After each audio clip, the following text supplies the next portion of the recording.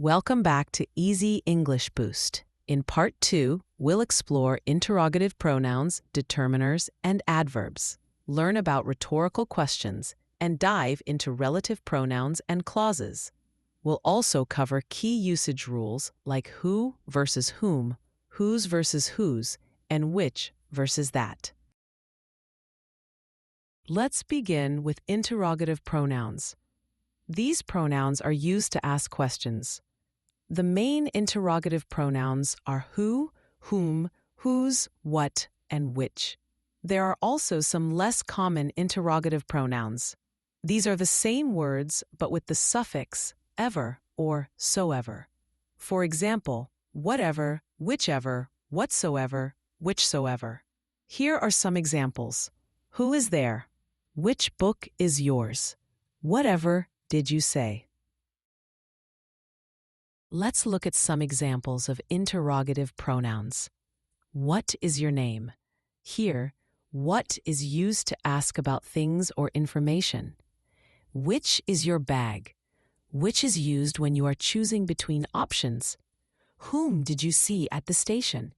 Whom asks about the person receiving the action. A good tip?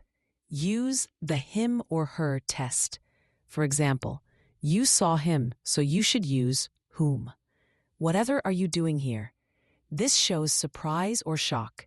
Whosoever breaks this rule will be punished. This is a more formal or older way to say whoever. Whose is this pencil? Whose is used to ask about ownership. Now let's look at the difference between interrogative pronouns and interrogative determiners. Interrogative pronouns replace a noun. They stand alone in the question. Interrogative determiners modify a noun. They don't stand alone. Here's a simple tip to remember. If the question word is followed by a noun, it's a determiner. If it stands alone, it's a pronoun. Let's compare interrogative determiners and interrogative pronouns with some examples. Which book should I read next? Here, which is followed by a noun, book, so it's a determiner. Which should I read next? Here, which stands alone, so it's a pronoun. What movie do you want to watch? What is followed by a noun, movie, so it's a determiner. What do you want to watch? What stands alone, so it's a pronoun. What food are they buying? What is modifying food, so it's a determiner. What are they buying? Here, what stands alone, so it's a pronoun. Which route is the safest? Which is modifying route, so it's a determiner. Which is the safest? Which stands alone, so it's a pronoun. What subject do you like most in school?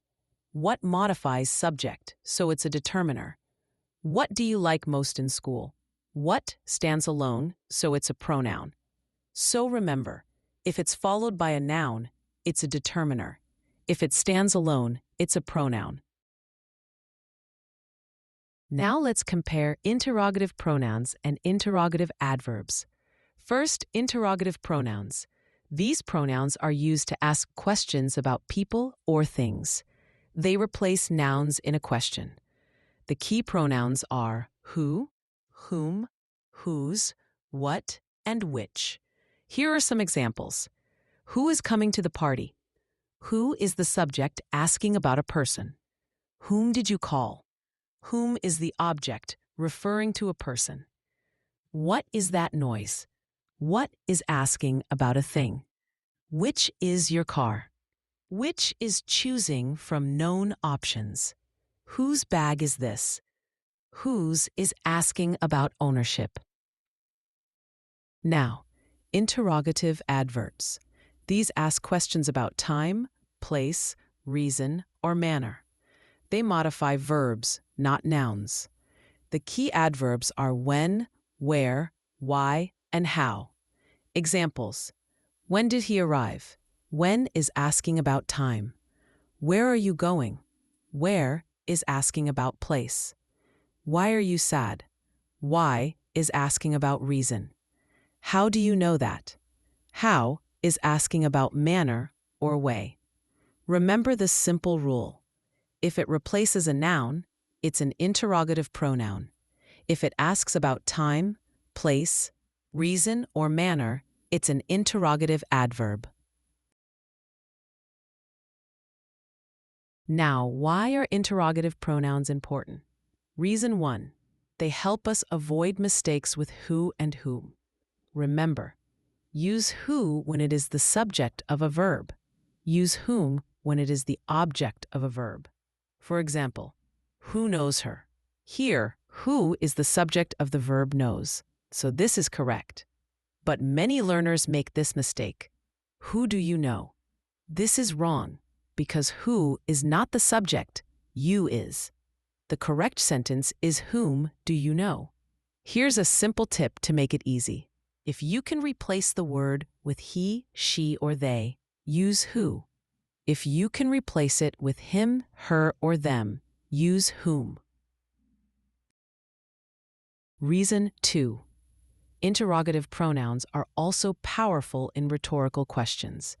These are questions that don't really need an answer. Instead, they make the listener or reader think more deeply. For example, who doesn't want to be successful? What is life without hope?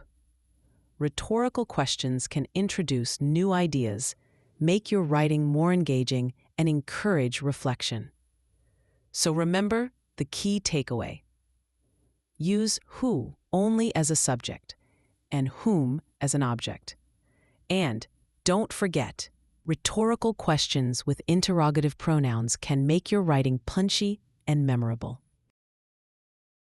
Now, let's look at some examples of rhetorical questions with interrogative pronouns. Using who. Who doesn't love a sunny day? Here, the meaning is obvious. Everyone loves it. No real answer is expected. Using what? What could be better than ice cream on a hot day? The point is clear. Nothing could be better. So, the question makes a strong statement. Using which? Which student wouldn't want a holiday? Of course, every student would. The question emphasizes the idea without needing a reply. Now let's move on to relative pronouns.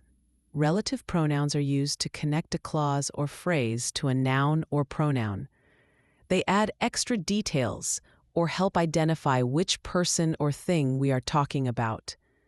A relative pronoun introduces a relative clause, also called an adjective clause. This is a group of words that describes or gives more information about a noun. For example, the woman who lives next door is a doctor. Here, the relative clause, who lives next door, gives us more information about the woman. Here are the key relative pronouns you need to know. Who, used for people when they are the subject of the clause.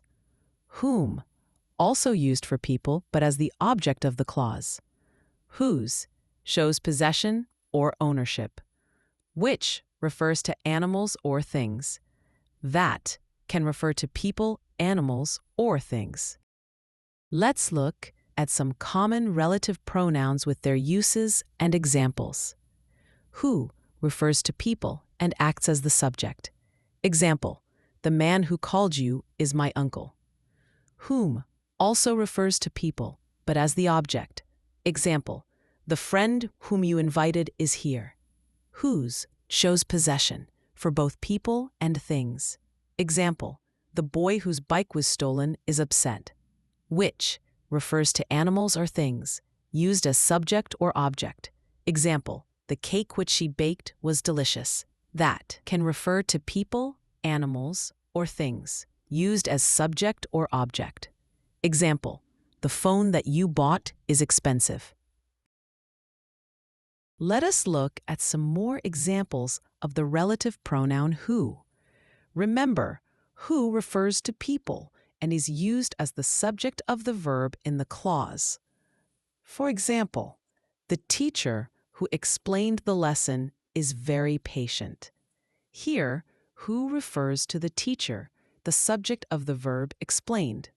She is the singer who won the competition. In this case, who is the subject of the verb one? I know a scientist who works for NASA. The clause who works for NASA gives us more information about the scientist. The student who sits in front of me is very friendly. Here, the relative clause describes the student.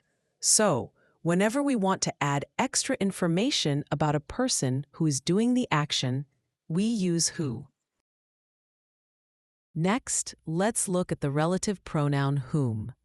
Whom also refers to people, but unlike who, it is used as the object of the verb in the clause.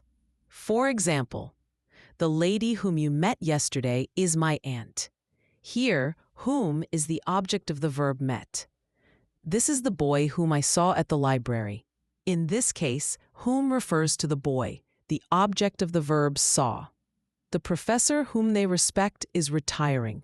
Here, whom is the object of the verb respect. The friend whom we invited couldn't come. In this sentence, whom is the object of the verb invited.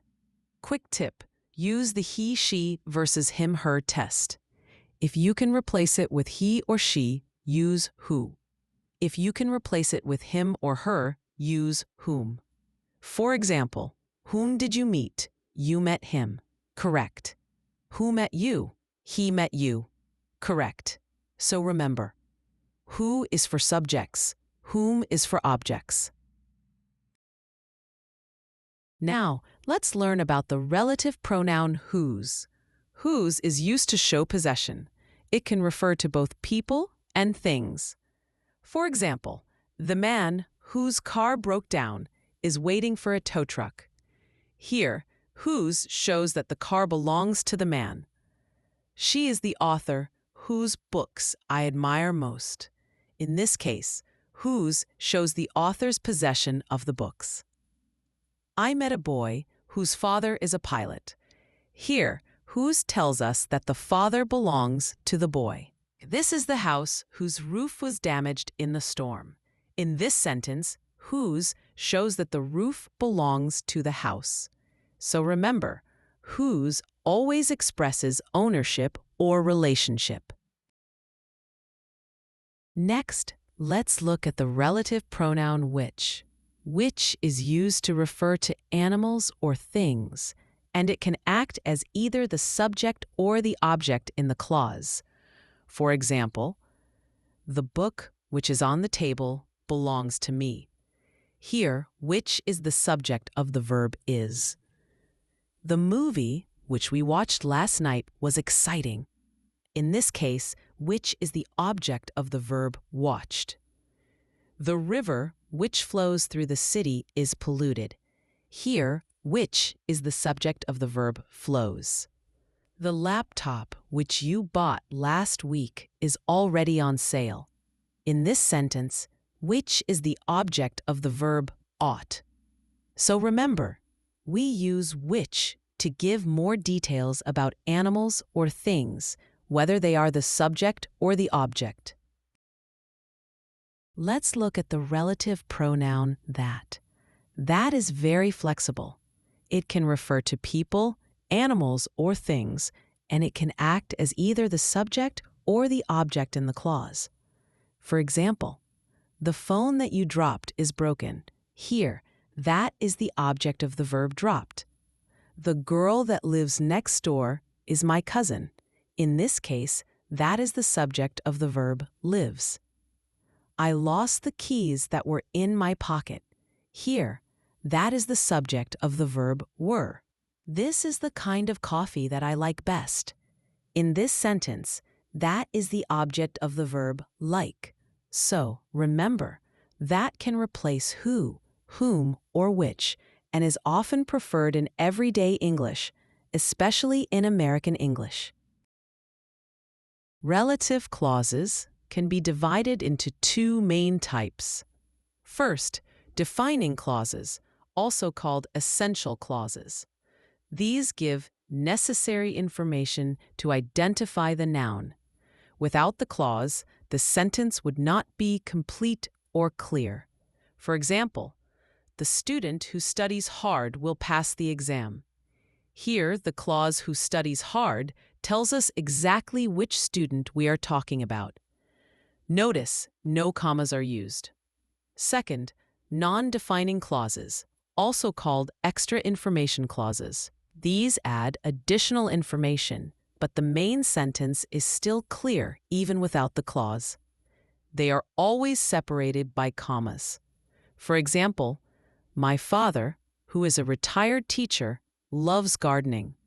Here, we already know who my father is, and the clause just adds more detail.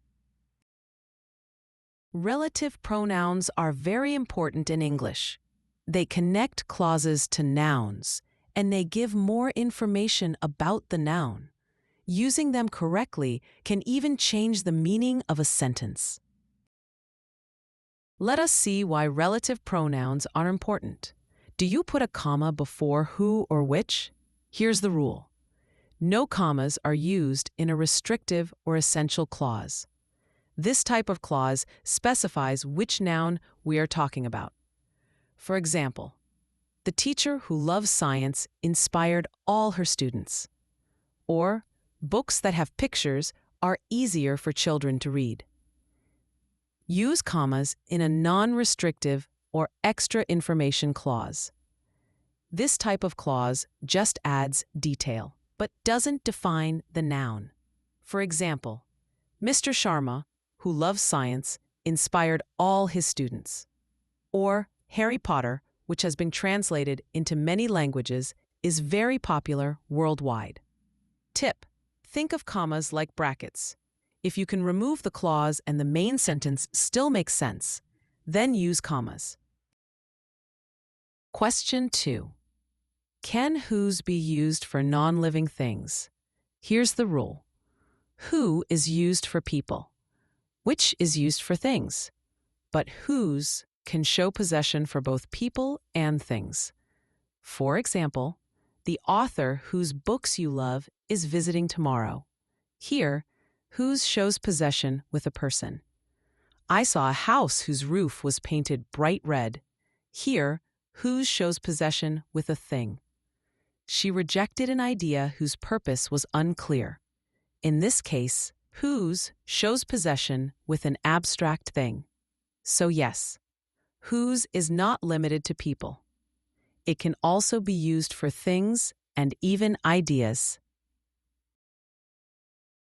Question 3. Can that be used for people? The rule is yes. That can refer to both people and things. For example, the student that answered first got a prize. Here, that refers to a person. The car that won the race is red. Here, that refers to a thing. But here's a tip. In formal writing, it sounds more natural to use who for people. For instance, instead of saying, the teacher that inspired me the most retired last year, it's better to say, the teacher who inspired me the most retired last year. So remember, that works for people, but who is preferred in formal situations. Question 4. When do you use whom? The rule is simple. Use who when it is the subject of a verb. Use whom when it is the object of a verb or a preposition. For example, she is the girl who won the competition. Here, who is the subject of the verb won. She is the girl whom I saw at the park yesterday. Here, whom is the object of the verb saw. Here's a tip. Many people avoid whom in everyday speech. So, if you're not sure, just use who in conversation. It usually works fine. Let's look at the difference between whose and whose. The rule is clear. Whose is a contraction. It means who is or who has. Whose shows possession. For example, instead of saying, the girl whose book is on the table is my friend, which is incorrect, we should say, the girl whose book is on the table is my friend. Another example, that's the man who's going to give the lecture. Here, whose means who is. Let's look at when to use that and when to use which. That is used in defining or essential clauses to give necessary information about a noun, and it does not use commas. For example, books that have pictures are easier for children to read. On the other hand, which is used in non-defining or extra information clauses to add extra details about a noun already known, and it always uses commas. For example, Harry Potter, which has been translated into many languages, is very popular. Remember, if the clause is essential, use that. If it's extra, use which with commas. Now that we've completed Part 2, let's quickly recap. In Part 2, we learned about interrogative pronouns, determiners, and adverbs for asking questions, rhetorical questions for impact, and relative pronouns with defining and non-defining clauses. We also covered key usage rules like who versus whom, whose versus whose, and which versus that, highlighting how relative pronouns make our sentences clear and precise. That concludes our Part 2. Get ready for Part 3, where we'll explore more pronouns, learn their special uses, and discover tips to use them correctly every time. Don't forget to like, share, and subscribe to Easy English Boost for more English lessons. See you in the next part.